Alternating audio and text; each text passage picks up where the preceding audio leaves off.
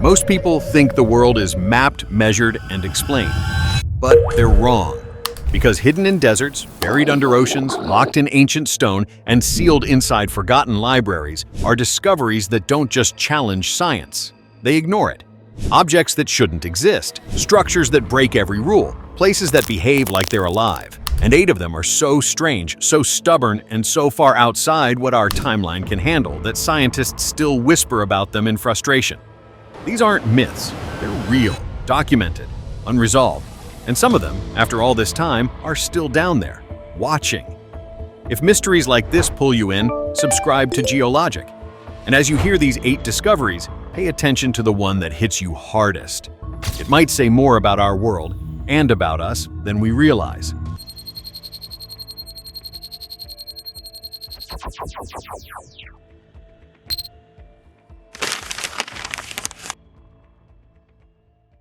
Inside a quiet glass case at Yale sits a manuscript that behaves like language but refuses to reveal a single meaning. Its pages, carbon dated to the early 1400s, are filled with looping script that follows real linguistic laws. Word frequency looks natural, sentence structure looks intentional, but the letters belong to no known alphabet, and the plants, astronomy, and charts inside belong to no known world. Code breakers from the world wars tried and failed. AI models claimed to crack it, only for linguists to prove them wrong within hours. Every theory collapses. Every decipherment dies. The only constant is that whoever wrote this wasn't experimenting. They were fluent. They wrote confidently in a system no one else has ever used. It feels like the last surviving artifact of a vanished knowledge system. A language with no speakers, no roots, no descendants.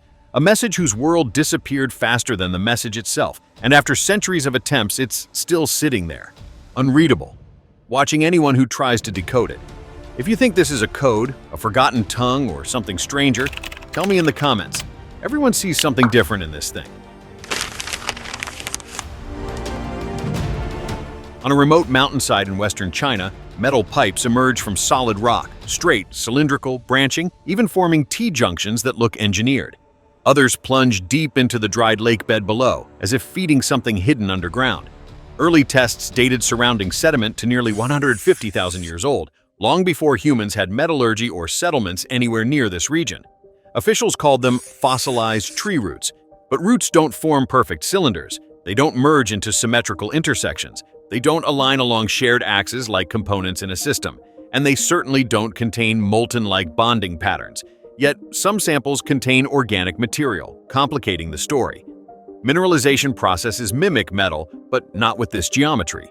Natural formation, artificial system, a geological fluke, a misinterpreted artifact? No explanation covers all the evidence. Drilling attempts repeatedly fail, equipment overheats or breaks, and whatever lies beneath the lakebed remains untouched, unreachable, and annoyingly deliberate. If you think you know what these pipes were for or who could have built them, drop your theory below. This one splits people fast.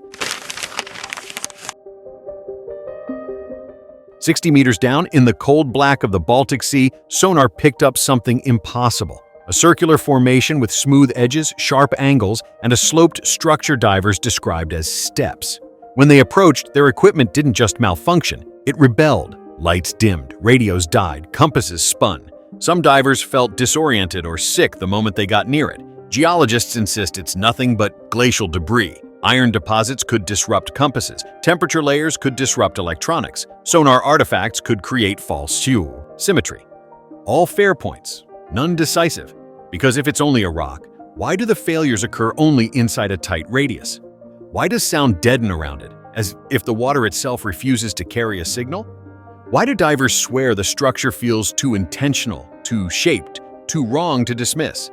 The anomaly doesn't move. It doesn't change. It doesn't explain itself. It's just sitting at the bottom of the sea. And after all this time, it's still down there, watching. If you think this is geology, ancient architecture, or something entirely different, tell me in the comments. The scientific community is nowhere near agreement. In the mountains above Cusco stands a wall that refuses to make sense. Giant stones, some heavier than private jets, fit so tightly together that even a razor blade can't slip between them. No mortar, no metal tools, no wheel transport. And yet the Inca carved multi-angled blocks that lock like engineered components. These weren't simple rectangles. They were polygons shaped with curves, recesses, and hidden anchors that absorb earthquakes better than many modern buildings. Everything about the design shows intent, stability, flexibility, and resilience.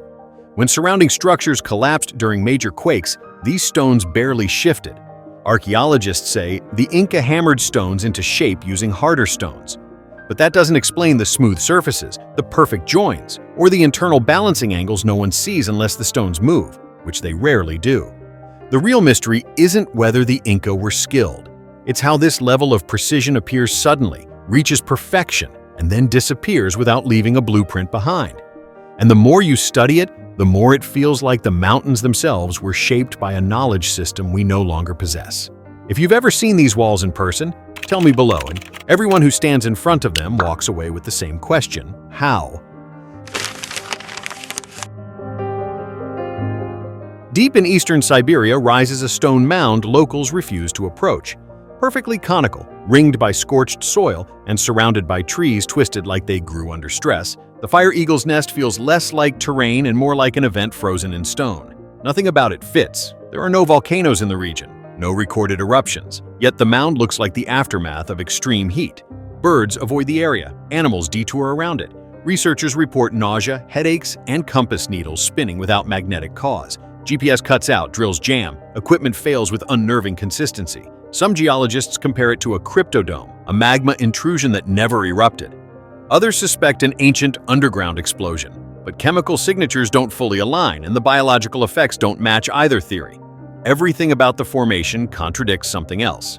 And then there are the stories. Hunters speak of lights drifting across the mound, vibrations felt through the ground, a sense of being observed. One researcher described the entire place as awake. Science hates that word, but it also hasn't provided a better one.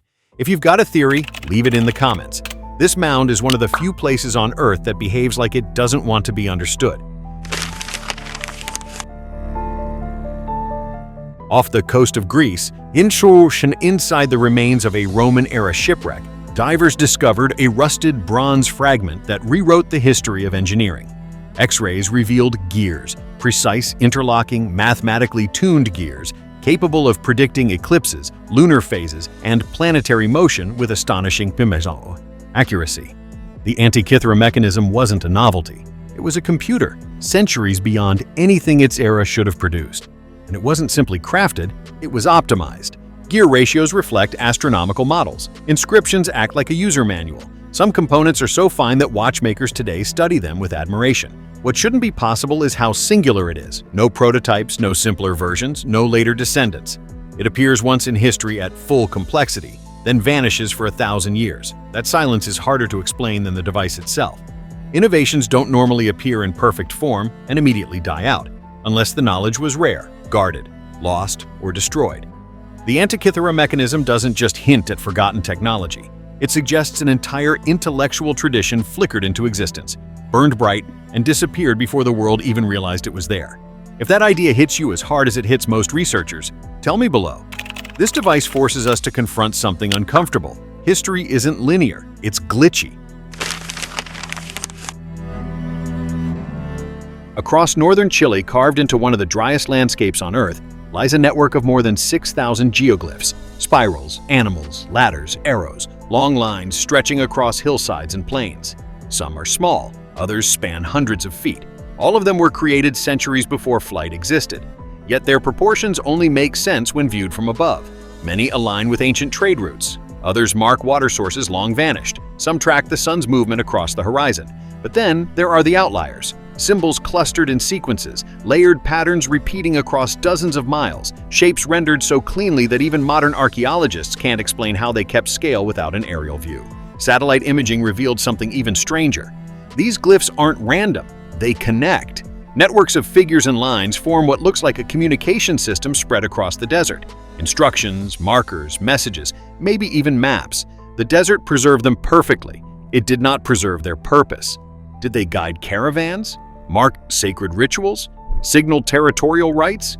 Or were they made for eyes that weren't standing on the ground at all? You can argue any theory you want, but none of them explain everything. And until someone cracks the entire network instead of individual pieces, the Atacama messages remain just that, messages waiting for a reader. Tell me in the comments what you think the desert was trying to say.